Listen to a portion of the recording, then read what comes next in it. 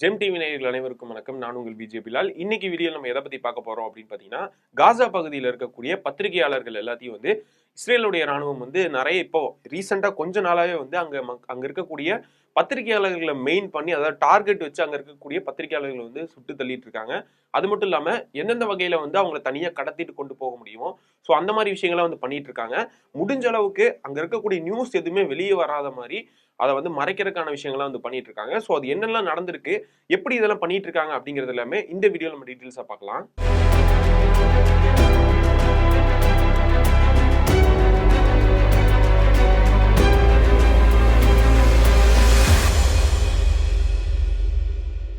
2023 தொடங்கப்பட்ட இந்த காசா இஸ்ரேல் போர் வந்து தொடர்ந்து இப்போ வரையும் நடந்துட்டு இருக்கு. 2025 முடிஞ்சு 2026வது வருஷமே தொடங்க போகுது. இந்த ஒப்பந்தம் போடப்பட்டதுக்கு அப்புறமும் இஸ்ரேல் ராணுவம் இந்த ஒப்பந்தத்தை மீறி கிட்டத்தட்ட 500 தடை மேல வந்து இந்த ஒப்பந்தத்தை மீறி வந்து நடந்துக்கிறாங்க. ஸோ இது வந்து தனியான ஒரு குற்றச்சாட்டா இருந்தாலுமே, இதுக்கு முன்னாடியே வந்து இனப்படுகொலை எல்லாம் வந்து நடந்துட்டு இருக்கு. அங்க வந்து மக்கள் வந்து அப்பாவி மக்கள் நிறைய கொல்லப்படுறாங்க. பெண்கள், குழந்தைகள் நிறைய பேர் வந்து கொல்லப்பட்டு இருக்காங்க. இந்த மாதிரி ஆக்கிரமிப்பு பணி நடந்துட்டு இருக்கு. அங்க இருக்கக்கூடிய மக்கள் தங்கியிருக்க இடத்த வந்து இங்க இஸ்ரேலுடைய மக்களா இருக்கட்டும், ராணுவமா இருக்கட்டும், எல்லாரும் வந்து எடுத்துட்டு இருக்காங்க, ஆக்கிரமிப்பு செய்யறாங்க அப்படிங்கிற ஒரு குற்றச்சாட்டுகள் தான் இருக்கு. இது போக இப்போ அங்க இருக்கக்கூடிய காசாவுடைய பத்திரிகையாளர்கள் எல்லாத்தையும் வந்து தொடர்ந்து, அதாவது டார்கெட் வச்சு இஸ்ரேல் ராணுவம் வந்து சுட்டு தள்ளிட்டு இருக்காங்க அப்படிங்கிற ஒரு செய்தி வந்து வெளியே வந்திருக்கு. ஸோ இதுவுமே வந்து கிட்டத்தட்ட ஒரு 2 நாள் முன்னாடி நடந்த நியூஸ் வந்து இப்பதான் வெளியே வருது. எங்களை வந்து முடக்கி வச்சிருந்தாங்க, அதாவது நாங்க இங்கிருந்து கொடுக்கக்கூடிய செய்திகள் எதையுமே வெளியே போக விடாம முடக்கி வைக்கிறாங்க அப்படிங்கிற மாதிரிலாம் சொல்றாங்க. செய்திகள் அனுப்பக்கு ஒரு ஏதாவது செய்தி தொடர்பா ஏதாவது ஒன்று போகணும், இல்லை எப்படி இப்போ நீங்க வேற சேனலுக்கு வேற இதுக்கெல்லாம் வந்து ஒரு நாட்டுக்குள்ள இருந்து மற்ற நாட்டுக்கு போகும்போது வேற ஏதோ மொபைல் மூலியமாவோ இல்லை வேற ஏதாவது இந்த சாஃப்ட்வேர் அந்த மாதிரி இது மூலியமாவோ ஷேர் பண்ணுவாங்க. ஸோ அந்த மாதிரி கூட பண்ண முடியாம எல்லாத்தையும் முடக்கி வச்சிருக்காங்க அப்படிங்கிற மாதிரிலாம் வந்து சொல்றாங்க. இப்போ ஒரு நியூஸ் வெளியே போகுதுன்னா அதுக்கான ஆதாரங்கள் சேகரிச்சு வச்சிருப்பாங்க. இந்த மாதிரி நடந்திருக்கு, இது இந்த மாதிரி வந்திருக்கு, ஆதாரம் கிடைச்சிருக்கு, இந்த மாதிரி நடந்தது அப்படின்னு சொல்லி.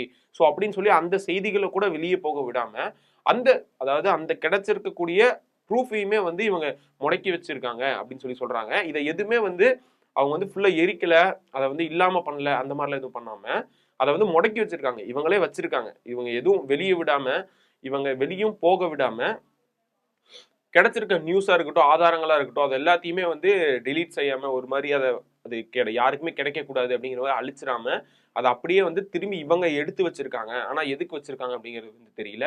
எங்களை பிடிக்கும் போது ஃபர்ஸ்ட் பிடிச்சி வச்சிருப்பாங்க. அதுக்கப்புறம் அந்த நியூஸ் அவங்களுக்கு கிடைச்ச ப்ரூஃப் எல்லாத்தையுமே வந்து உடைச்சிருவாங்க. அந்த மாதிரி தான் வந்து நாங்கள் நினைச்சோம். ஆனா வந்து அதை இன்னும் அவங்க பத்திரமா வச்சிருக்காங்க.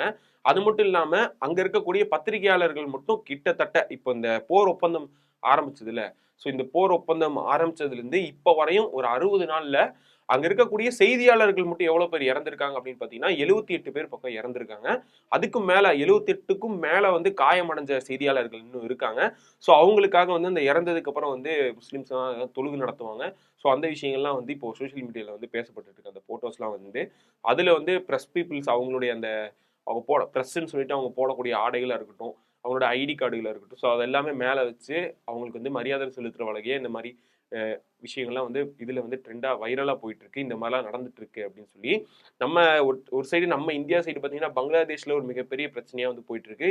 இந்த சைட்ல பார்த்தீங்கன்னா காசா சைட்ல ஒரு மாதிரி பிரச்சனையா போயிட்டு இருக்கு. மற்ற எல்லா நாடுகளுமே வந்து இதுக்கு என்ன, அதாவது இப்போ ஒவ்வொரு நாடுகளா ஒரு 2 நாட்டுக்குள்ள ஒரு இடத்துல மட்டும் சண்டை நடந்துட்டு இருந்தது, இல்ல எல்லா இடத்துலயுமே வந்து போர்கள் நடக்க ஆரம்பிச்சிருச்சு. நம்ம நார்மலா ஒரு ஒரு ரீல்ஸ்லயோ இல்ல வேற எதுலயோ ஒரு நமக்கு உலகத்துல நடந்துட்டு இருக்கு அப்படிங்கிற மாதிரி ஒரு தத்துவமா வர மாதிரி இதுல எல்லாம் பாத்தீங்கன்னா எல்லா பக்கமும் போரா இருக்கு அப்படிங்கிற மாதிரி சொல்லுவாங்க. ஸோ அந்த இடத்துலதான் நம்ம எல்லாரும் இப்ப வாழ்ந்துட்டு இருக்கோம் அப்படின்னே வந்து சொல்லலாம். காசா மக்களுக்கு வந்து இன்னுமே வந்து அந்த போர் ஒப்பந்தம் அறிவிச்சதுக்கு அப்புறமே அவங்களுக்கு இன்னுமே வந்து சுதந்திரம் கிடைக்கல. அவங்க தனியா அவங்க நாட்டுல வந்து வாழ முடியல. தங்கறதுக்கு இடம் இல்லாம நோயில அவதிப்பட்டு தான் இருக்காங்க அப்படிங்கிற ஒரு தரப்பு இருந்தாலுமே, இந்த மாதிரி மக்களை கொல்றது மட்டும் இல்லாம அவங்களுக்கு கிடைக்கக்கூடிய அங்க என்ன நடக்குது அப்படிங்கிற செய்தியை வெளியே போக விடாம காசா மக்களை வந்து அடிச்சு ஒரு ஒடுக்குமுறை பண்ணி அங்க வச்சிருக்காங்க. அது மட்டும் இல்லாம அந்த பிரஸ் பீப்புள்ஸையுமே வந்து நிறைய பேர்த்த புடிச்சு வச்சிருக்காங்க. கொலை பண்றது மட்டும் இல்லாம நிறைய பேரை வந்து பிடிச்சி அவங்க வந்து கடத்தி வச்சிருக்காங்க அப்படிங்கிற ஒரு தகவலும் வந்து வெளியே வந்திருக்கு. ஸோ இது வந்து எப்படி வருது அப்படின்னு பாத்தீங்கன்னா, ஒரு 2 நாளைக்கு முன்னாடி நடந்த நியூஸே வந்து இப்போதான் வெளியே வருது அப்படிங்கிற மாதிரி சொல்றாங்க. இந்த நியூஸ் வெளியே விட்ட பத்திரிகைகள் என்ன சொல்றாங்க அப்படின்னு பாத்தீங்கன்னா, இந்த நியூஸ் வந்து 2 நாளைக்கு முன்னாடி நடக்கப்பட்ட நியூஸ் அப்படிங்கிற மாதிரி சொல்றாங்க. ஸோ அது நடந்ததே வந்து இப்பதான் வெளியே வந்திருக்கு அப்படிங்கிறது அதில் மென்ஷன் பண்ணியே வந்து வருது. இது நீங்க இந்தியா டுடே, அப்புறம் வந்து பாலஸ்தீன் டுடே, இந்த மாதிரி நிறைய இந்த மாதிரி இருக்கக்கூடிய நியூஸ் சேனல்ஸ் எல்லாமே, அல் ஜசீராவா இருக்கட்டும், அதுல எல்லாத்துலயுமே வந்து ஒரு குறிப்பிட்ட டைம் மட்டும் ஆன்லைன்ல வந்து அந்த பத்திரிகைகள் அந்த நியூஸ் எல்லாமே வந்து வெளியே விட்டுட்டு திரும்ப அது வந்து ஆஃப்லைனுக்கு போயிருது, மூடப்பட்டுருது. அதுலயே வந்து மென்ஷன் பண்ணியிருக்காங்க, இந்த பேஜ் வந்து இந்த இந்த செய்தி தொடர்பு வந்து இப்போ மூடப்பட்டுரும் அப்படிங்கிற மாதிரிலாம் வந்து போட்டிருக்காங்க. ஸோ ரொம்ப அது அந்த அவங்களுடைய அந்த வெப்சைட்லேயே வந்து சொல்லியிருக்காங்க, இந்த மாதிரி எங்களை வந்து மூடப்படுது, எங்களை வந்து இது பண்றாங்க, எங்களை மட்டும் இல்லாம ப்ரெஸ் பீப்புள்ஸ் எல்லாத்தையுமே வந்து அங்க ஒடுக்குமுறையில கொண்டு போறாங்க, எங்களை வந்து சுடப்படுறாங்க அப்படிங்கிற மாதிரி சொல்லுது. இதுக்கு நடுவில் என்ன பண்றாங்க அப்படின்னு பாத்தீங்கன்னா, அங்க இப்போ கொஞ்சமா தான் வந்து ஹாஸ்பிட்டல்ஸ் இருக்கு. ஆல்ரெடி வந்து இருக்கிற ஹாஸ்பிட்டல்ஸ் எல்லாமே வந்து அடிச்சு நொறுக்கப்பட்டுருச்சு. இதுக்கப்புறம் அங்க இருக்கிற மக்களை பாதுகாக்கிறதுக்காக இந்த ஒப்பந்தத்துக்கு அடுத்து வந்திருக்கக்கூடிய ஹாஸ்பிட்டல்ஸா இருக்கட்டும், டாக்டர்ஸா இருக்கட்டும், அவங்க எல்லாத்தையுமே வந்து இப்ப தாக்குதல் நடத்திட்டு இருக்காங்க. அதாவது ஒரு போர், பெருசா ஒரு போர் நடந்து அது முடிஞ்சு அதுக்கடுத்து வந்து வளர்ந்து வந்துட்டு இருக்கு. அதாவது கொஞ்சமாவது இப்பதான் நான் ரெடி ஆயிட்டு இருக்கேன் அப்படிங்கிற மாதிரி இருக்கக்கூடிய மக்கள் எந்திரிச்சு வரும்போது, திரும்ப அந்த மக்களை வந்து அவங்க ஹாஸ்பிட்டல்ல போய் அடிக்கிறது, அங்க இருக்கிற மக்களை வந்து அடிச்சு துன்புறுத்துறது, டாக்டர்ஸை வந்து இல்லாம பண்றது, ஹாஸ்பிட்டல்ஸை வந்து உடைக்கிறது, அவங்க தங்கி இருக்கக்கூடிய இடத்த வந்து அங்கிருந்து அவங்கள விரட்டி அடிச்சுட்டு அங்க போய் இஸ்ரேலுடைய மக்களா இருக்கட்டும், இல்ல ராணுவமா இருக்கட்டும், அந்த இடத்துல அவங்கள அதை பிடிச்சிக்கிறது. ஸோ இந்த மாதிரி விஷயங்கள்லாம் வந்து பண்ணிட்டு இருக்காங்க. இதுக்கு இப்போ கொஞ்ச நாளைக்கு முன்னாடி என்ன பண்றாங்க அப்படின்னு பாத்தீங்கன்னா, ஈரான் வந்து சப்போர்ட்டுக்கு வர மாதிரி வந்து ஒரு தகவல் ஒன்று வந்து வெளியே வந்துருந்துச்சு. ஈரான் வந்து டைரக்டா இதுக்கு இப்பவே எடுத்தவொடனே டைரக்டா காசாக்கு சப்போர்ட் பண்ணாம நேரடியா இவங்க இஸ்ரேல் மேல தாக்குதல் நடத்துற மாதிரியான ஒரு செய்திகள் வந்து வந்துச்சு. சீக்கிரமே வந்து இந்த இயரோடைய ஸ்டார்டிங்லேயே வந்து போர் தொடங்கிரும் அப்படிங்கிற மாதிரி சொல்லிட்டு இருந்தாங்க.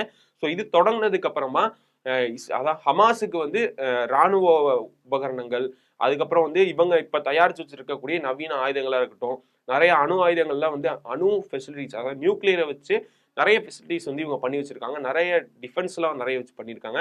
அது மட்டும் இல்லாம நிறைய ஏர் டிஃபென்ஸ், வான்ல போய் தாக்குறது, கண்டமிட்டு போய் கண்டம் தாக்குறது, இந்த மாதிரி நிறைய விஷயங்கள் வந்து பண்ணி வச்சிருக்காங்க. ஸோ இது எல்லாமே வந்து நாங்கள் ஹமாஸுக்கு கொடுக்க போறோம் அப்படிங்கிற ஒரு செய்தியும் வந்து வெளியே வந்திருக்கு. அதாவது டைரக்டா கொடுக்காம மறைமுகமா அது எங்கிருந்து வந்தது அப்படின்னு தெரியாம ஹமாஸ் வந்து இதை யூஸ் பண்றதுக்கான வாய்ப்புகள் அதிகமாகவே இருக்கு. ஸோ அந்த மாதிரி இவங்க வந்து டைரக்டா சப்போர்ட் பண்ற மாதிரியான வாய்ப்புகள் இருக்கும். ஏன்னா நெதன்யாகு, அதாவது இஸ்ரேல வந்து ஈரானுக்கு இஸ்ரேலுக்கு போர் நடக்கும் போது ஆல்ரெடி இங்க உள்ள நடந்துட்டு தான் இருக்கு, காசாக்குள்ள போர் நடந்துட்டு தான் இருக்கு. ஸோ அந்த போரோட போரா வந்து அங்க வந்து ஹமாஸும் சேர்ந்து இந்த ஆயுதங்களோட தாக்குதல் நடத்தினாங்கன்னா இன்னும் எச்சா அவங்களுக்கு பலம் வரக்கான வாய்ப்புகள் இருக்கு. அப்போ வந்து இவங்களும் அடிக்கிற ஆரம்பிச்சிருவாங்க. இப்போ ஒரு பக்கம் என்னன்னா ஈரானும் இஸ்ரேலும் வந்து அடிக்க சண்டை போட்டு இருப்பாங்க. ஸோ அப்போ ஈரான் அவங்களை தாக்குற மாதிரி இருக்கும், இந்த பக்கத்துல இருந்து ஹமாஸ் தாக்குற மாதிரி இருக்கும். ஸோ இது வந்து பிளான், ஒரு பெரிய பிளானா வந்து போடப்பட்டிருக்கு. இதுமே ரொம்ப டீட்டெயில்ஸா வந்து போடப்பட்டிருக்காங்க. எப்போ தாக்கணும், எந்த மாதிரி சூழ்நிலையில தாக்கணும், அதுக்கப்புறம் எப்படி வந்து இஸ்ரேல் உதவுறது தெரியாம வந்து ஹமாஸ் அடிப்பாங்க அப்படிங்கிற மாதிரி நிறைய விஷயங்கள்லாம் வந்து பேசப்பட்டுட்டு இருக்கு. இது வந்து அமெரிக்காவில் இருக்கக்கூடிய நிறைய நிபுணர்களாக இருப்பாங்களா, ஸோ இப்போ நடந்துட்டு இருக்கிற இஷ்யூ வந்து என்னென்ன நடந்துட்டு இருக்கு அப்படிங்கிறதெல்லாம் வந்து டோட்டலாக அனலைஸ் பண்ணி இந்த மாதிரி நடக்கிறதுக்கான வாய்ப்புகள் இருக்கு அப்படின்னு ப்ரெடிக்ட் பண்ணி சொல்லியிருக்காங்க அப்படின்னே வந்து சொல்லலாம். ஸோ எல்லாருமே வந்து இந்த வருஷம் முடியறதுனால எல்லாம் ப்ரெடிக்ட் பண்ணி சொல்லிட்டு இருக்காங்க. இப்போ இருக்கக்கூடிய காசா மக்களுக்கு வந்து அவங்களுக்குமே என்ன சொல்றாங்க அப்படின்னு பார்த்தீங்கன்னா, இந்த போர் அடுத்த வருஷமும் தொடங்கும், அங்க இருக்கக்கூடிய மக்கள் எல்லாரும் முடிஞ்சு அந்த இடம் ஃபுல்லாமே வந்து இஸ்ரேல் கட்டுப்பாட்டில் எடுத்துப்பாங்க. ஸோ அதுவரை வந்து அந்த போர் போய்கிட்டே இருக்கும் அப்படிங்கிற மாதிரி சொல்றாங்க. இதை வந்து நெதன்யாகு அவரோட பதவியை தக்க வச்சுக்கிறதுக்காகவும் அவரை சேவ் பண்ணிக்கிறதுக்காக தான் வந்து பண்ணிட்டு இருக்காரு அப்படிங்கிறதையும் வந்து சொல்லிட்டு இருக்காங்க. இவ்வளவு பிரச்சனை நடந்துட்டு இருக்கே, ட்ரம்ப் ஏன் எதுவுமே சொல்லாம இருக்காரு, எது உள்ள வரா இல்லையா, இந்த மாதிரி இவ்வளவு பிளான்ல போடப்பட்டிருக்கிறது ட்ரம்ப்புடைய காதுக்கு போயிருக்காதா அப்படிங்கிற ஒரு டவுட் வரும். அவருக்குமே வந்திருக்கும், ஆனா அவர் வந்து திடீர்னு ஏதோ ஒன்று சொல்லுவார் அப்படின்னு வெயிட் பண்ணிருப்போம். அந்த மாதிரி ஏதாவது ஒன்று சொல்றதுக்கான வாய்ப்புகள் இருக்கு. நெதன்யாகு, அதாவது இஸ்ரேல் வந்து திருப்பி ஈரான் அடிப்பாங்களா, இல்ல ஈரான் வந்து இஸ்ரேலை வந்து அடிக்க ஆரம்பிப்பாங்களா, இல்ல ஹமாஸ் என்ன பண்ணுவோம், ஹமாஸ் இதுல வந்து என்ன பண்ண போறாங்க, இதெல்லாம் இருக்கும்போது ட்ரம்ப்புமே வந்து இவர் கண்டிப்பா உதவி செய்யறதுக்கான வாய்ப்புகள் அதிகமா இருக்கு. அவர் வந்து சும்மா இருக்க மாட்டாரு. இவ்வளவு பெரிய பிரச்சனை நடக்கும் போது ஈரானை திருப்பி தாக்குவாரா, இல்ல ஹமாஸுக்கு திருப்பி இவங்க சைட்ல இருந்து போய் தாக்குதல் நடக்குமா அப்படிங்கிறது எல்லாமே வந்து தெரியல. ஸோ உங்களுடைய ஒப்பீனியன் சொல்லுங்க.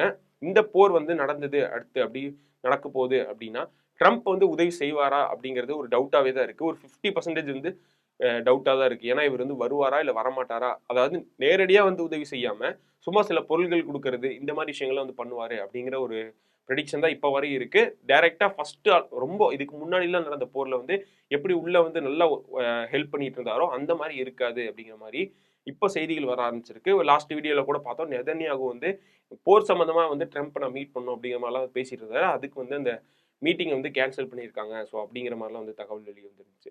இந்த விஷயத்தை பத்தி உங்களுடைய ஒப்பீனியன் என்ன அப்படிங்கிறத கீழே வந்து கமெண்ட்ஸ் சொல்லிட்டு